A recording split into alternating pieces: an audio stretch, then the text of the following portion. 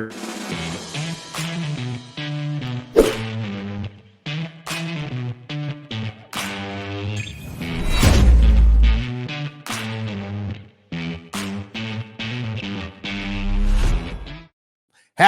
Friday and welcome to another edition of Husker Online Headlines with you here all through the holiday week. And we enjoy it because there's a lot going on, a lot to talk about with college football and headlines around the country and Husker Nation. And we're with you every week here as we break down what we think are 5 of the bigger headlines in the country. If you're not familiar with HuskerOnline.com, check us out. We're part of the On3 network.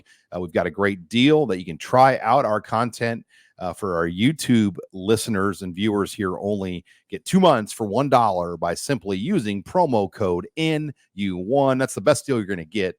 And that's just for our YouTube viewers and listeners that can take advantage of that. But let's get into it, Steve Sipple.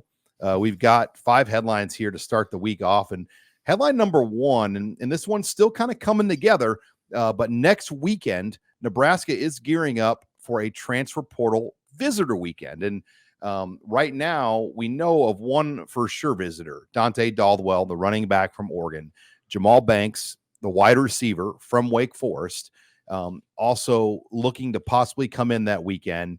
And then Idaho linebacker Exree Alexander, formerly an Arizona State commit, that is now a Vandal that played 1 year there, was second on the team in tackles as a true freshman. So he's a 4-to-play-3 linebacker. He too could be coming in that weekend. And, they're not going to take a lot of guys, but that weekend is starting to come together. Yeah. 3, clear, I would say positions of need, right? I mean, you could use another, I'd say that about running back because I think you can use another hammer back. And Dante Dowdell is 6'2", 218.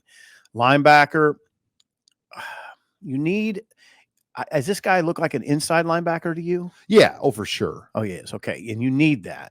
I mean, I understand where Rule comes from when he talks about positionless football, and you see a lot of that on the defensive side. But I do think there's something to be said for chief skill sets. And there's nothing wrong with being able to identify a player that fills a certain need for you. And I think that Alexander would do that. He's interesting to me. He had 75 tackles as a true freshman at Idaho, 4 tackles for loss. So he's a 4-to-play-3 guy like Bly Hill.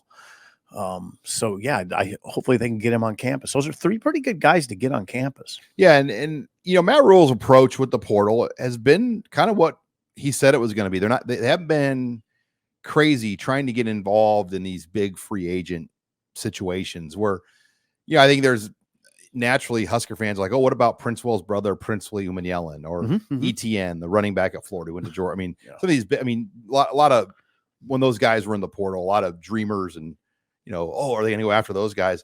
I don't think that's Matt Rule's style. I don't think he wants to go out and buy or overpay for a player. He's not overpaying. The collective would have to bring those guys. I got to preface that properly. I know. He's looking for guys. Coaches have say in it. Come on. Oh yeah. They're not supposed to. But Alexander is a guy like a 4-to-play-3, like Bly Hill, somebody that has upside potential. That's probably not going to carry a enormous price tag, but there's a lot there to build and work with. Seems like it. He's a kid from outside high near school. Seattle. Yeah, Kennedy High School, which is right outside Seattle. Kennedy Catholic. Yeah, his dad and brother both played at Washington. Now his brother no longer plays at Washington. He transferred to Montana State. So I don't think there's necessarily a holdup there. Although Washington probably will be in on him. Washington State's in on him. Oregon State's in on him. Kansas is in on him. Minnesota's in on him. So there's suitors here. I mean, there's good teams that are interested. And I talked to somebody at Arizona State that came in on their new staff there after Herm Edwards, and Alexander was committed to the Herm Edwards regime there. And the scholarship numbers in Tempe were so upside down. They had 48 scholarship players or 46 scholarship players when that transition took place, that they had to cut loose most of the high school players in the class, if not all of them. And that's why Alexander was cut loose from Arizona State, and he landed at Idaho, and had a really good year there.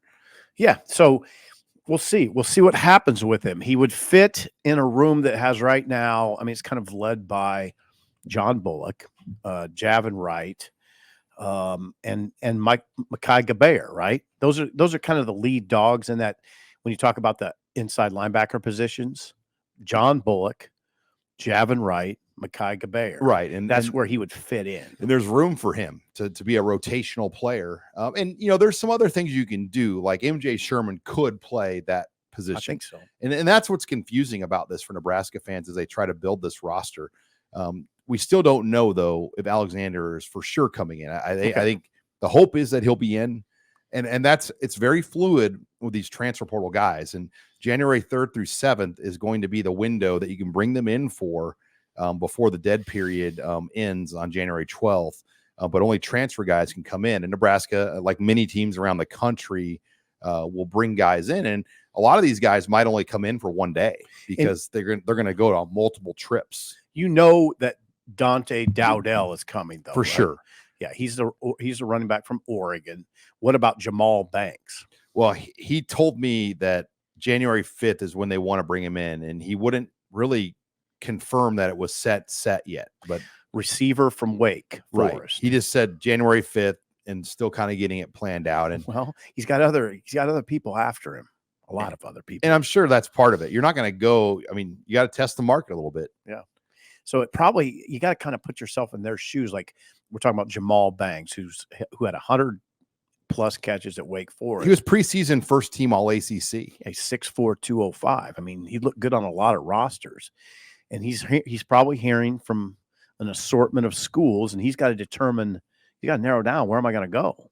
Which I can't go to everyone. Where Nebraska, they can't really tell him this for sure, but I think it's laid out pretty obviously that he would be a number one here. Yeah, probably. His numbers would.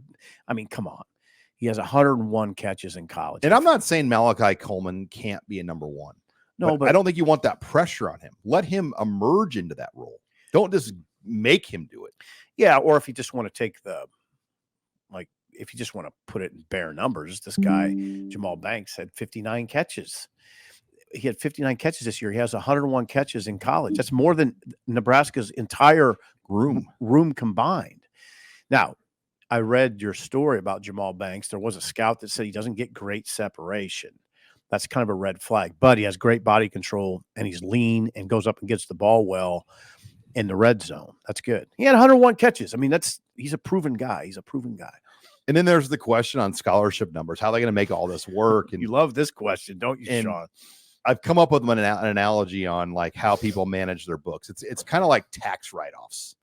Like savvy businessmen and business owners, you figure out ways to write things off and kind of run your business efficiently within the rules. A gray area, but within the rules. That's pretty much the 85 scholarship chart right now. It's a small business where you have to kind of figure out write-offs in gray areas that will help your business achieve more. Yep. One way you see, one change you see, we talked about one of the last shows we had was for years and years, they would release on National Signing Day, they would release the names of the players that signed, and they'd be separated. Scholarship players, walk-ons. Now you get a list of players, no delineation. It's just players. And Camden Cook and Evan Taylor and Alexander Rugolari, those are 3-star guys with Power 5 offers, but they're coming in as walk-ons. Walk-ons. In quotes. Tax write-offs. Yeah. Gray area. Yeah. All right. Let's take it into headline number 2. Quarterback Heinrich Haarberg, and you wrote about this week on HuskerOnline. Quarterback Heinrich Haarberg's comments illustrate why hiring a QB coach makes some sense. And Haarberg was on the Doug and Daddy show out in Kearney with our good friend Doug Duda for an extended 30-minute interview, and you wrote about it, Sip, this week. What were your impressions? Well, there's a lot. There's a lot of talk, speculation that Rule might change up his staff a little bit, and everybody's talking about is the possibility of Marcus Satterfield. Marcus Satterfield's the offensive coordinator and quarterbacks coach. There's speculation, there's talk that that Matt Rule might remove the quarterback coaching duties from Satterfield and hire a designated quarterbacks coach.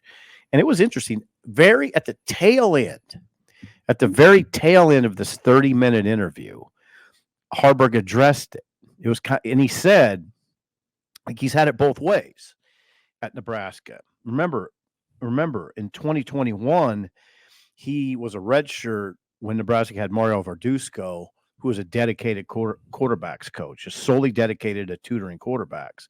The next 2 seasons, he had it the other way, where he had an offensive coordinator who also had the quarterbacks coach's duties, Whipple, and then Mark Whipple, and then Marcus Satterfield. And he said there's a difference. He said there's a good and bad to both sides. He said when the offensive coordinator is your position coach, you know the playbook pretty well. You know what he wants you to execute, how he wants you to do it. But at the same time, you spend a lot of time working on that side. Whereas with Coach Verduzco, he wrote a thesis paper on quarterback mechanics. So you spend a lot of time on the field just working on throwing motion. He said it twice for emphasis. And he said that's originally why I came to Nebraska. So it is you've covered that Nebraska football for a long time. And we've seen various quarterback coaches at Nebraska over the years, and some work on mechanics more than others. It's true. And when you have a dedicated quarterbacks coach, you're going to work on mechanics more. And with a guy like Heinrich, who completed 49% of his passes this year, 5-3 as a starter, completed 49% of his passes, could use probably some work on his mechanics. And not just now, I don't know what Satterfield would say to this discussion, but that's what Heinrich said. He said there is a difference. Well, a lot of things got thrown off by just Jeff Sims not being what they thought either. Right. I mean, if Jeff Sims would have been the guy we thought he'd be, maybe Dylan Raiola is not even here right now. Yeah. Sims is coming back another year. Yeah, you're right. And we're not even having this discussion. But because Jeff Sims was historically bad at Nebraska as far as his numbers, and you can't argue that because it was historically bad numbers. Yeah, I'm not arguing. I'm not anybody. I'm just that kind of threw things into this tailspin. Where do you think they ever thought in a million years that but Heinrich Harburg was going to be a starter for 8 games? I would say no. I don't think so. No, he was co-number 2 going into the season, but no, I don't think they would have thought that. They thought Jeff Sims would be their guy. Oh, and even then, Chubba had more tools and ability. Like Chubba is showing his ability and talent in the portal right now. Cal and TCU are 2 of the teams that have offered him. Mm-hmm. Interesting. I did find it interesting that both Cal and San Jose State have offered. I mean, it's almost like they're trying to create the Purdy package there in the Bay Area. Yeah, I think he benefits. I mean, his numbers aren't that good. I mean, Chubba himself in a late season press conference just said, I didn't play that well here, but it's about learning and growing and improving. And that's what he's going to have to do. And how many of these teams can offer him a clear road to be their number one? That we don't know that.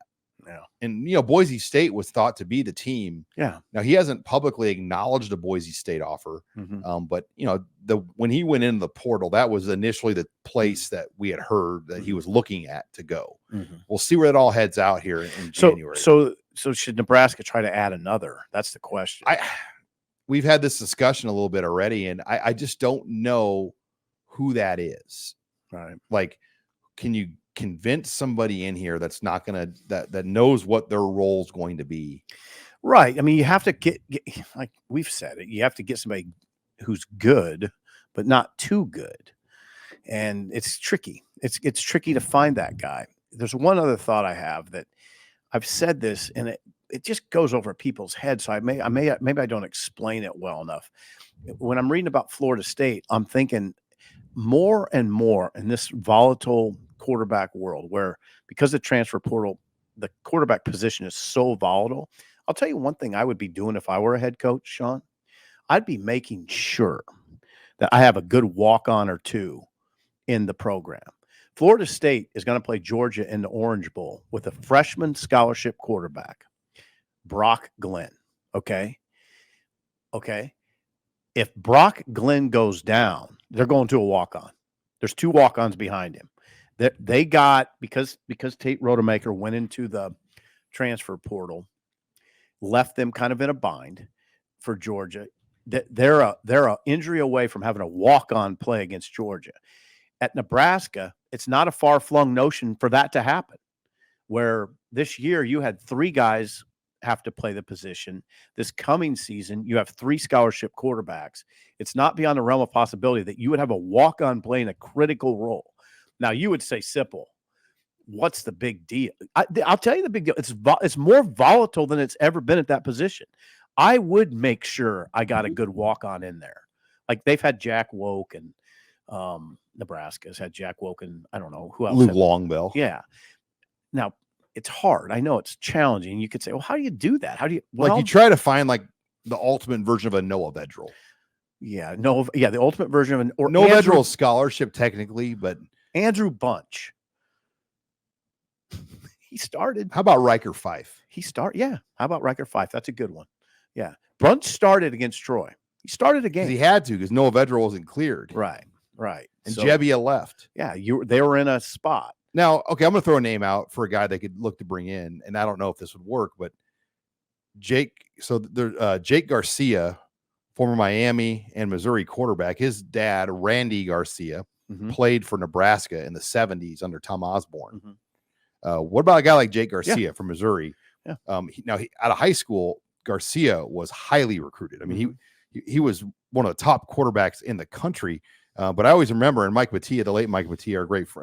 He had a great rapport interviewing Jake back then, with his connection to Nebraska. Is that a guy that would come, or did he leave Missouri in Miami? I would assume, because he wants to start somewhere. Probably. Yeah. It'd be hard to get him. Again, it's difficult. It's challenging. He was the number 10 ranked quarterback in the country coming out of high school. Yeah. I'm just telling you, you look around, the volatility of that position and the way kids are thinking now. I mean, you got to be ready at all times for massive movement in that room. All right, let's take it to headline let's get number 3. And this is an interesting discussion too. Local coach really sounds off on roster tampering in the transfer portal. And it's developed some interesting debate. Her first tweet almost has 700,000 views on it, or 637,000. And who is this coach? Kristen Booth, the Creighton women's volleyball coach down the road in Omaha, had one of those 10-part tweets or so where she went off on the current state of college athletics with tampering. And essentially good teams and things like NIL being able to infiltrate players at maybe more vulnerable institutions to take those players to those other institutions. And volleyball evidently is one of the biggest culprits, but let's be honest, it's happening in football, and we know it is. Well, she alluded to that she said, don't let volleyball, she was kind of imploring her colleagues to don't let volleyball become like other sports that are notorious for tampering. So what's tampering? She gives some examples. She does, again, a long thread on Twitter. She says, for instance, how do you do it? Well, coaches might have their own players reach out to another player. A lot of these players know each other through the USA Volleyball and the summer programs. So you could do it that way. Or club coaches. Yeah, I'm sorry. Club coaches, high school coaches, or no, the players can reach out directly to each other.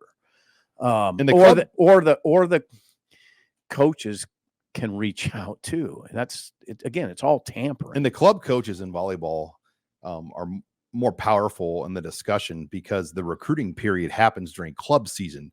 So a lot of times the college coaches come to the club facilities to watch workouts and watch matches. So it can start with a phone call that from a coach, from a Division I powerful program coach, just reaching out to a high school coach or a club coach, or no, scratch that, reaching out to another college program and saying, hey, is your setter happy?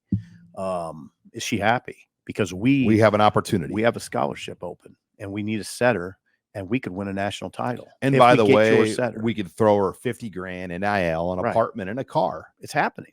And It's happening. But that's what Booth says. So it's nice. It's really refreshing, in my opinion, for Kristen Booth to do this, because then it's not Sean Callahan, a sports writer, or Sipple, or whoever saying that it's happening, and people saying, okay, well, they say it is, but how much? Oh, she goes on Twitter and says it's rampant. This is what we figured would happen.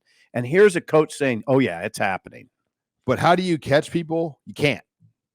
It becomes an ethical thing. And absolutely. And nothing's going to happen. I'm just telling you, because what if players blow the whistle on coaches? You need to have what will need to happen is somebody that gets tampered with needs to have screenshot proof of it and show it. And usually the good cheaters are pretty savvy. They're not going to put anything on a writing. Right. Anything. No, you're exactly right. Like, you put anything in writing on a text, a DM, God forbid an email, I mean, that lives forever. Right. So on something like this, it's all phone conversation, or a call needs to be recorded. and right. That's a little hard. It's hard. I mean, because you can't really record on an iPhone unless you have like a separate recording device. I mean, think about what goes on. We see it all the time where players go into the portal and shortly thereafter, within a day, announce where they're going. How does that happen, Sean? Because there's previous contact, tampering. I mean, they go into the portal, but they know exactly where they're going when they're going into the portal, right? I mean, they've been tampered with before there's. Well, yeah, you don't typically go in the portal blind. Right. I think some might, but and they get left behind often. But the good ones, they stay in the portal. Like, okay, I'll give an example. Wan'Dale Robinson, when he went in the portal, do you think he knew? Kentucky. He knew. I mean, yeah, you're right. That's where he's from. Like, right? It was done in like a day. Yeah, that's what I mean. So you think? I mean, there was some sort of contact with him. Well, his trainer and somebody like that. So, but I don't know how you can stop this either. I mean, I just don't think there's any way. And well, part of it is because the NCAA doesn't have the manpower to police it. They don't have it's an enforcement staff that can't do this. And that's all they would do is try to police this. Well, there's other matters to police. I mean, they got Michigan to worry about. And they don't have like law-abiding jurisdiction over people outside the institutions. Right. Like club coaches and other folks. Like they're not a law enforcement agency where like they can demand to look at your records and things. Like, no. So this is illuminating. I'm glad you pointed it out. It's a coach. It's a Division I head coach pointing out a massive problem, and not just in her sport. I mean, she's talking about her sport, but this is in certainly men's basketball and football. So it's good. It's good to hear someone. But then you see teams like Florida Atlantic, they stayed together, right? In basketball, men's basketball. Yeah. But like I think in volleyball, Texas is the one that a lot of people are kind of silently pointing the finger at, that they're building these super teams of high level. Like Kentucky's best player, I believe she transferred to Texas for volleyball. She did. Yeah, the outside hitter. And that was incredible against Nebraska. But you could play devil's advocate and say, well, Merritt Beeson left Florida, a great program, to come to Nebraska. Like, how did that play out? Yeah, the Texas player that you're talking about that came from Kentucky, you're absolutely right. Her name, I don't have her name off the top of my head, but she was the key player in the national title match. So yeah, this is just one of the issues, but one of the main issues right now that is challenging college athletics. And John Cook, in his post game of the national championship, kind of took a dig at Texas and how he goes, they're going to build their roster different than how we're going to do it. Yeah. Like, and he said essentially that we're going to do it the right way. Yeah. Which, that it's going to be, because Texas is not going away. No.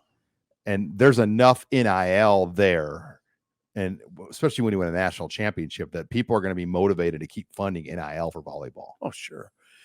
As far as Bernthal goes, I'm a little surprised by the way she approaches her thread on Twitter, where she says she went to the National Volleyball Convention and learned something. I'm kind of surprised she didn't know this was going on. or maybe she went there and learned the extent of what's going on, and therefore felt compelled to tell the world about it. Which again, I really applaud her for doing it. Yeah, I mean, to go out like that on something this controversial, it's not easy. No, it's troubling because, like you said, what do you do? All right, let's take it to headline number 4. I want to talk Big Ten bowl season. Okay. The Big Ten right now, Steve Sipple, is rolling through the bowl season. You had Northwestern and Minnesota start things off with solid wins. But, the big one, I thought Rutgers. I mean, beating Miami, getting a 7th win. And you think about how hard it is for Rutgers to even get to 7 wins. They automatically play Michigan, Ohio State, and Penn State every year. Mm-hmm. Yeah, Rutgers, you're playing in Yankee Stadium with an Italian coach, and you beat Miami. That's a big, big win. And I've been sort of critical and a little skeptical of the whole bowl scene now because of so many opt-outs, and it's sort of diminished. But man, some of these bowls you watch, it doesn't seem to be diminished. That bowl you watched, Sean, was intense. Rutgers Miami was intense. Oh, I mean, it was tough New Jersey dudes, and they wanted to be there. Yep. There weren't any opt-outs from Rutgers, I'm guessing. I don't think so. I don't know about Miami, but you're right. They played. God. How about what was the former Indiana coach's name? Kevin Wilson. Kevin Wilson's tweet. Pull that up. I'm gonna read it here. Really bizarre for a head coach to do this, but basically calls out Miami, congratulates Rutgers. He goes, doesn't matter how much NIL money you got or recruiting rankings. Has the hands thrown up like that. But for those betting on bowl games, you don't go to Yankee Stadium, play the State School of New Jersey, got the New York City Mafia all over the place, and beat a Scarlet Knight team coached by an Italian. Yeah. Congrats, Craig Schiano. Yeah, how about that? That's an old school coach. That's an old school coach. But we called it earlier in the week that this was probably plausible. Cold weather, ugly day, and the game meant something to Rutgers. That's the key in bowl games. Find the team that it means more to. You got Miami coming up in the cold into New York City, and you're from there. I mean, it's a great opportunity. It's those Rutgers players. It's Miami, and they say, let's show them. Let's show them something. Let's show them how little Rutgers. Yeah. Let's chop some wood on these guys. And Schiano gets a special teams touchdown. Yeah, block punt. He's a master at special teams points. Yeah. Rutgers blocks a punt, recovers it in the end zone for a touchdown, and there's Schiano on the sideline pumping both fists. I mean, he's pumping both fists. That was intense, and it's good to see because some of these bowl games are more intense than others. I watched a couple yesterday that were ultra intense. Kansas State and North Carolina State were getting after it in the Alamo Bowl. And you've been to that bowl a couple times, right? No, that was the Pop-Tarts Bowl in Orlando. Oh God, did I miss that? Okay. So who was playing in the Alamo Bowl? Oklahoma, Arizona. Okay. That was super loud. And that was an intense game. It was intense and loud. And you've been to that bowl. Open air press box. Oh my God, that place is loud. Good crowd there, loud. Oh yeah, I mean, I think it was sold out. It looked like it. I don't know why it wouldn't be. I mean, it was the highest ranked matchup outside the New Year's Six. Arizona for them, that's a great bowl game. And 11-2 Arizona now. 11-2 Arizona. Did they? I thought they won 10 games. They won 11. Did they win 11? 11. Are you sure about that? Yeah, 100% sure. I'm going to check that. Check it. If you can get me on this, I'd be amazed. Arizona. Now, 10-3. No. Yep, 10-3. Are you sure? Yes, I just pulled it up. Oh my God, that's embarrassing. I've been listening to the shows all week on other national stuff. So I thought they got 11. Jed Fish gets his. Rick Neuheisel shared just a gold Jed Fish story this week. Give it to me. So Arizona head football coach, during his spring break in college, instead of going to like Daytona Beach or a beach destination, he was so fascinated by the O.J. Simpson trial, and he realized that like you had to have a ticket to get in, and there was like a lottery system, so he couldn't get into the trial. So what Jed Fish did as like a young college age student, he dressed up in a suit and tie, and then when he saw the legal team for O.J. Simpson, all those lawyers walk in, He just joined their group, and You're he kidding me. walked into the courtroom with O.J. Simpson's group of lawyers. That is incredible, and it's really smart because And nobody stopped him. No, because the lawyers themselves probably would just think he's maybe Part of the team, or he just works at the courthouse. And so he walks in, and then the next day he goes back and he walked in with Marcia Clark and the other team. Same type of thing. Same type of thing. They don't know who the guy is, but other people don't. You put a suit on anybody, you can pretty much wheel your way in somewhere. Yep. That's incredible. That tells you a lot about him. I mean, it tells you how he's winning 10 games at Arizona, which had been horrible. I mean, almost Kansas-like horrible. You look at two coaches in the country that have really done well whipping around programs. There's Leipold and Fish. There's my Leipold. Our boy Andrew Sims, former director of operations at Nebraska last year, is the director of ops for Jed Fish. Glad he landed at a place like that. So I'm happy for Andrew. He's down there doing great things with the Wildcats. But yeah, that was a big game. And Oklahoma, they had 6 turnovers. Oh God, it's hard to.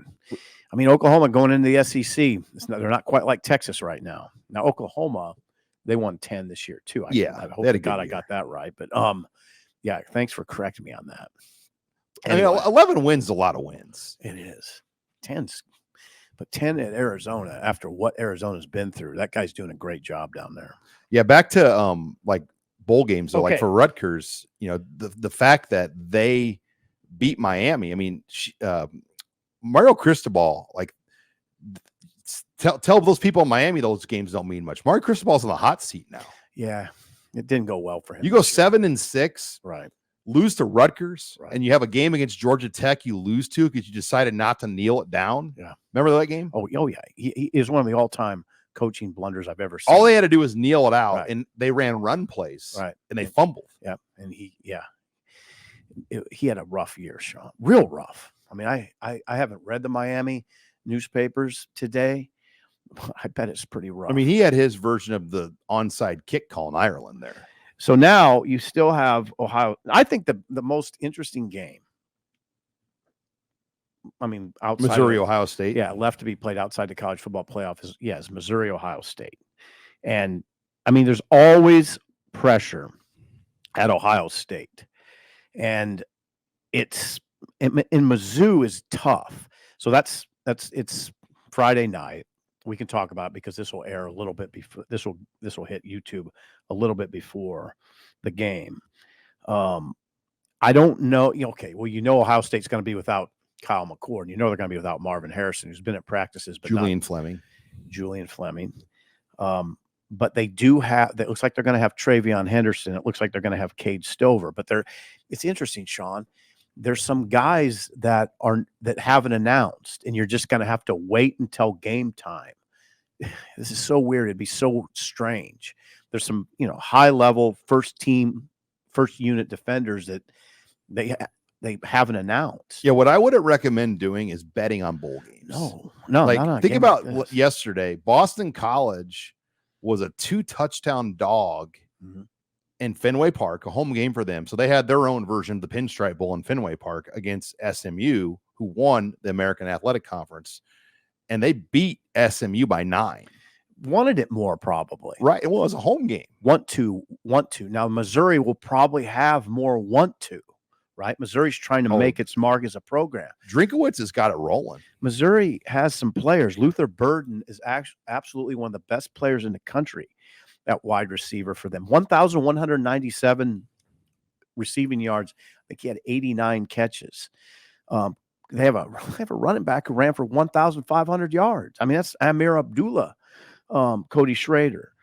Now, Mizzou, on the other hand, is 63rd against the pass. They don't defend the pass that well, and Ohio State can throw it. Devin Brown will be the quarterback for Ohio State. You remember Devin Brown, 5-star quarterback. So, sophomore, played behind. Now, here's the deal, Sean. He played behind McCord. And the reason he played behind Kyle McCord is because he turned it over too many times in practice. So he watched turnovers in that game. And you take out 2 of the top 4 receivers. Yeah. But they do have Travion Henderson, and they do at running back, and Cade Stover at tight end. Ohio State has a lot. They're without some guys, but they have a lot. I don't know how the game will go. I wouldn't touch it if I was a gambler. This is a big game for Ryan Day too. It is every game. Well, every game is big for Ryan Day, but 100%. I'm not saying if Ohio State loses it, he would get fired. It's not like that. But the pressure just mounts. Oh, hey, Sean, I'm watching it.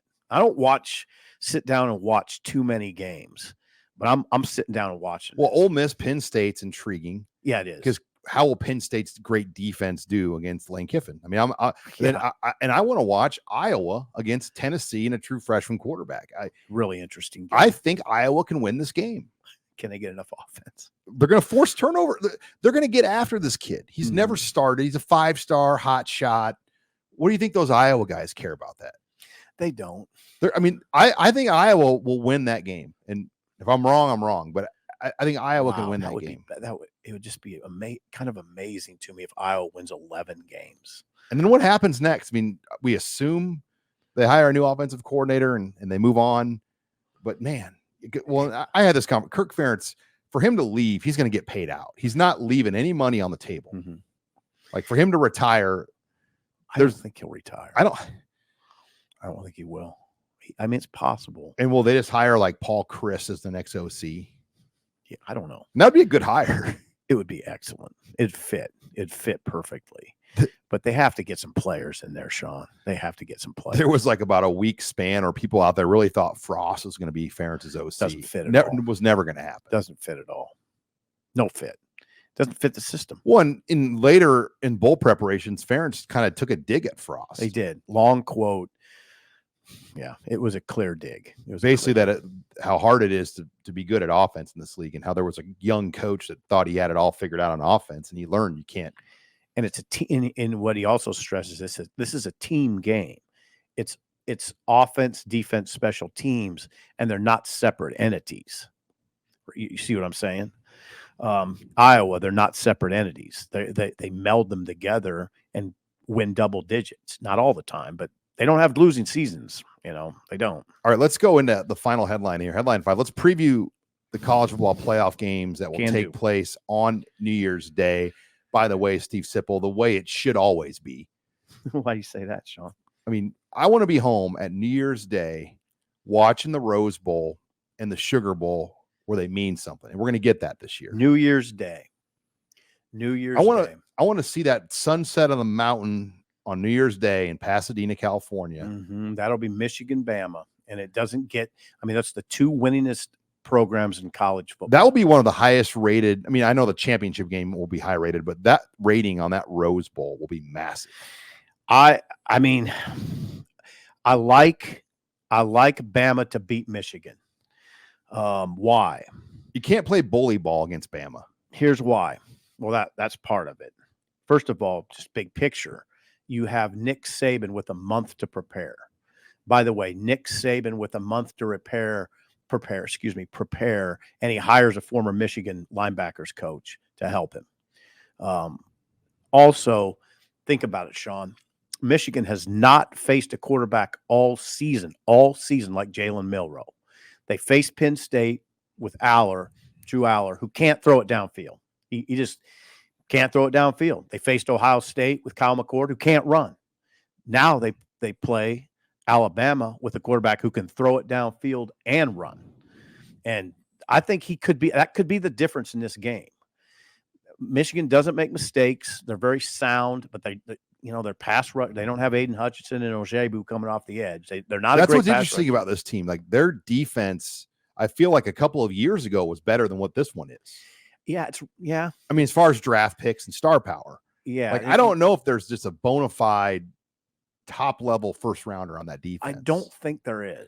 They just have a lot of good guys that know their roles. They're awfully good. And they have depth. They have depth. Yeah, a lot of depth up front in particular. They just roll their defensive linemen. They're 3 deep at pretty much each defensive line. Because on all conference voting, it was hard just to look at stats because none of their players had stats because nobody has to play. They don't play very much. They don't have to play a lot of plays. So I like Bama and I like Texas. Washington's offense stalled a little bit in November. 22 points against Oregon State, Sean. 24 against Washington State. That's all Washington got. And And that they are 120th in the country, UW, against the pass.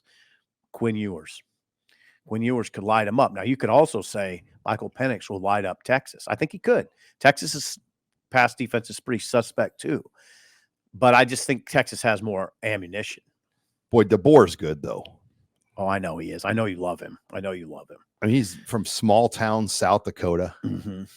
He's the football version of Tim Miles from South. Just, a guy that grew up in a small town. He became a big-time coach. Mm-hmm. He grew up following Nebraska. I mean, you hear that a lot about DeBoer. Oh, yeah. Here's the thing. I mean,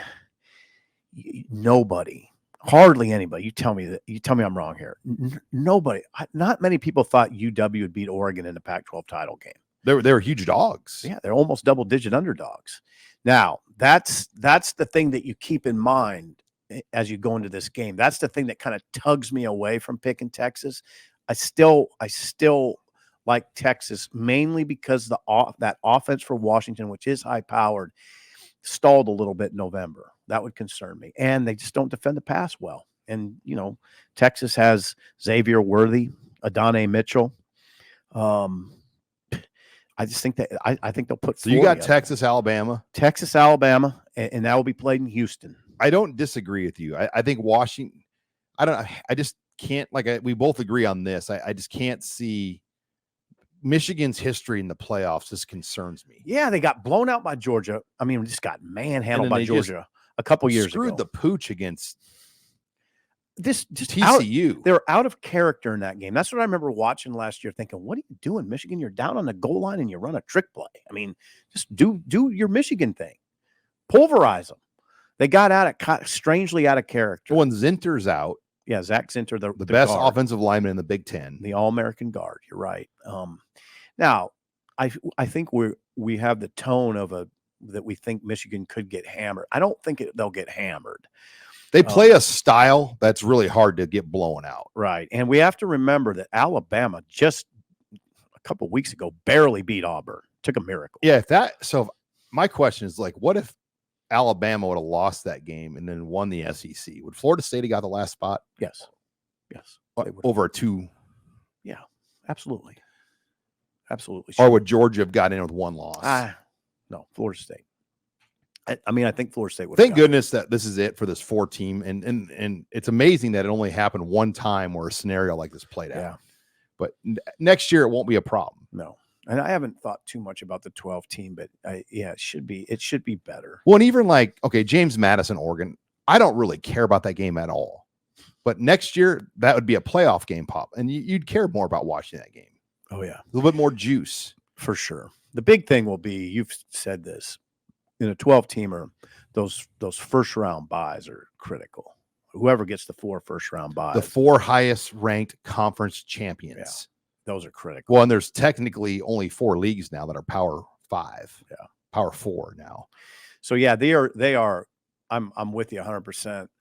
Glad they're playing this on New Year's Day, these games, and they will be great games.